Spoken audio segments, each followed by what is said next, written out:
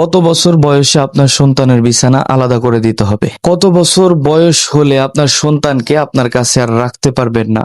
ছেলে হোক বা মেয়ে হোক, একটা বয়স আছে, একটা সীমা রেখা আছে। এই বয়স হলে আপনার সন্তানকে আপনার বিছানায় আর রাখতে পারবেন না। রাসূলুল্লাহ সাল্লাল্লাহু আলাইহি ওয়াসাল্লাম একটা বয়স সীমা বেঁধে দিয়েছে, এই পর্যন্ত বয়স হলে এটাকে আলাদা করে দিতে হবে। কিন্তু আমাদের সমাজে এখন বর্তমানে আমরা সন্তানকে এত পরিমাণে বেশি মহাব্বত করি, এত পরিমাণে বেশি ভালোবাসি, দেখা যায় যে 10 বছর, 12 বছর, 13 বছর, 15 বছর বয়স হয়ে গেছে, এরপরেও সন্তান রাত্রে একা ঘুমাইতে ভয় পায় বা মেয়ে একা এক রুমে ঘুমাইতে ভয় পায়।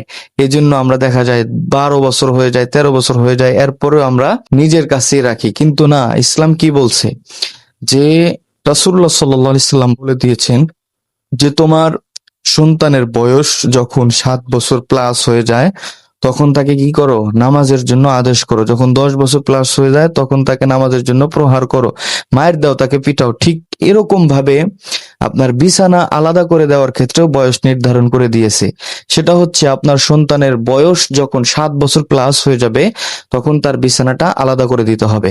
এক সাহাবী একদিন নবী করিম সাল্লাল্লাহু আলাইহি সাল্লামকে জিজ্ঞেস করলেন, ইয়া রাসূলুল্লাহ, ইয়া হাবিবাল্লাহ, আমি আমার মায়ের রুমে ঢোকার ক্ষেত্রে আমি কি আমার মায়ের থেকে অনুমতি নিয়ে ঢুকবো?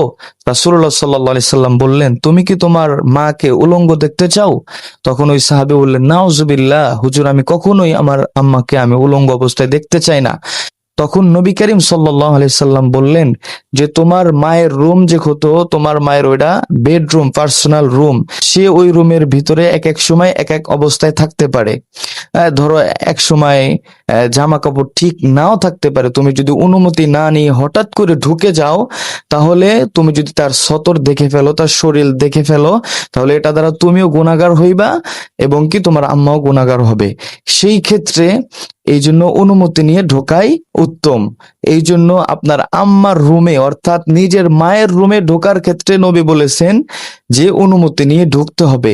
সেইখানে আপনার ছেলে, আপনার মেয়ে প্রাপ্তবয়স্ক হওয়ার পরে, অর্থাৎ ইসলামের যে বয়স পর্যন্ত বলছে যে কাছে রাখা যাবে, এই বয়স পার হওয়ার পরে আপনি কিভাবে এক বিছানা রাখতেছেন? যেখানে মায়ের রুমে ঢুকতে গেলে অনুমতি নিয়ে ঢুকতে হবে, সেখানে আপনার ছেলে সন্তানকে আপনি কিভাবে বয়স হওয়ার পরেও এক বিছানা রাখতেছেন? ইসলাম এটা একদম সম্পূর্ণভাবে নিষেধ করে দিয়েছে।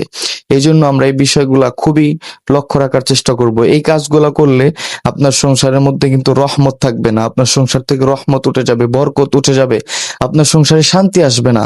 এই জন্য এই বিষয়গুলো সকলেই মেনে চলার চেষ্টা করবো ইনশাআল্লাহ।